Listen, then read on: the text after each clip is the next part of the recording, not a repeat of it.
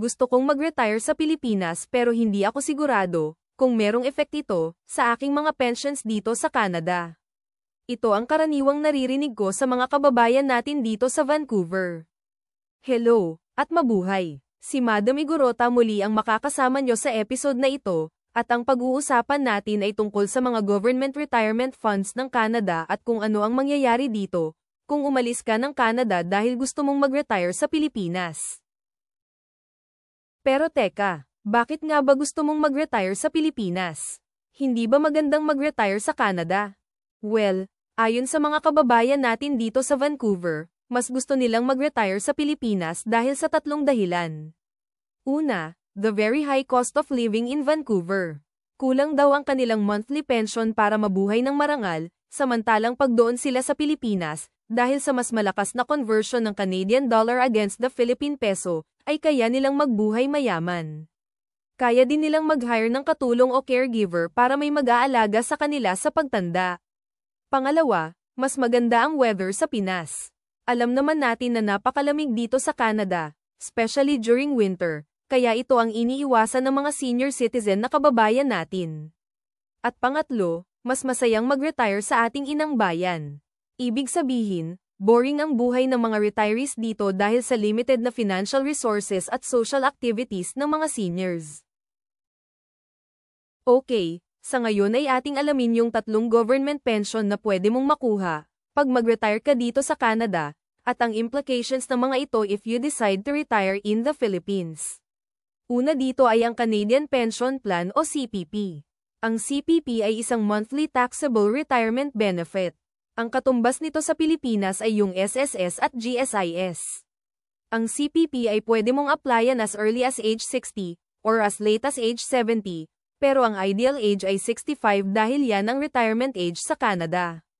Ang tandaan mo lang dito is, mas mababa ang amount if you take it early, and you get a higher amount if you delay it. So, how much is your monthly CPP?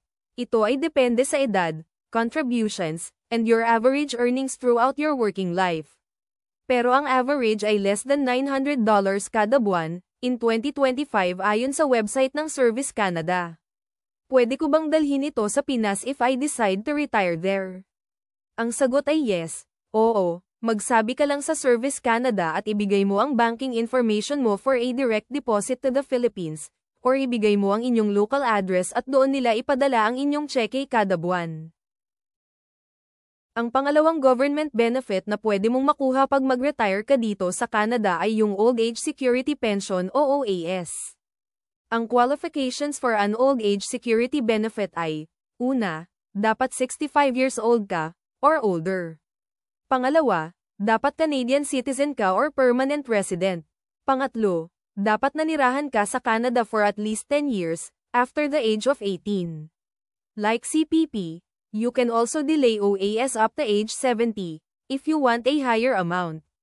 Ayon sa website ng Service Canada, ang maximum monthly payout ng OAS for the year 2025 is a little over $700, but you can only get this amount if you stayed in Canada for at least 40 years after you turned 18, otherwise, it would be prorated based on the actual number of years you stayed in Canada.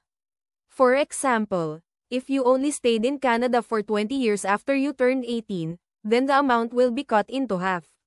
So, can I bring my OAS benefit to the Philippines when I decide to retire there?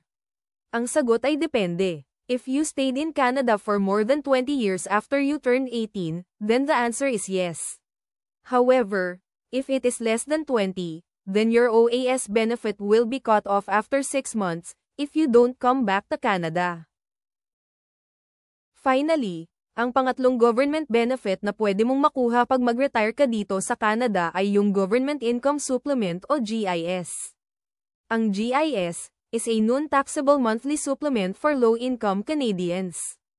You qualify for GIS if you are 65 years old or older, you live in Canada, and your annual income is below $22,056, if you are single, widowed, or divorced, and below $29,136, if you are a couple and both of you receive full old age security benefits. Based sa record ng Service Canada, Ang maximum monthly income supplement for single, widowed, or divorced ay $1,087 at $654 sa couple who receive full OAS. So, can I bring my GIS to the Philippines if I decide to retire there? Ang sagot ay hindi, dahil your supplement will automatically stop if you are out of Canada for more than 6 consecutive months.